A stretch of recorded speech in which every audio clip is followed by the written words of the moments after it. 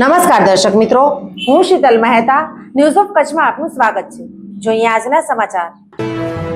જુલાઈ મહિનામાં ભારે વરસાદની હવામાન નિષ્ણાત પરેશ ગોસ્વામીની આગાહી।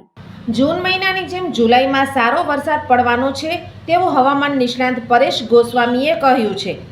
આગામી 5 થી 10 જુલાઈ વચ્ચે વધુ એક વરસાદનો રાઉન્ડ આવે તેવી શક્યતાઓ છે।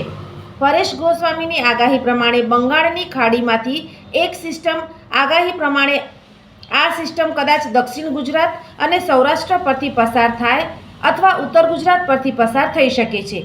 જોકે એક વાત એ પણ છે કે આ બંને કિસ્સામાં કચ્છને સારા વરસાદનો લાભ મળી શકે છે। વધુમાં પરેશ ગોસ્વામીએ આગાહી કરતા જણાવ્યું હતું, હજુ ઘણો વરસાદ પડવાનો છે।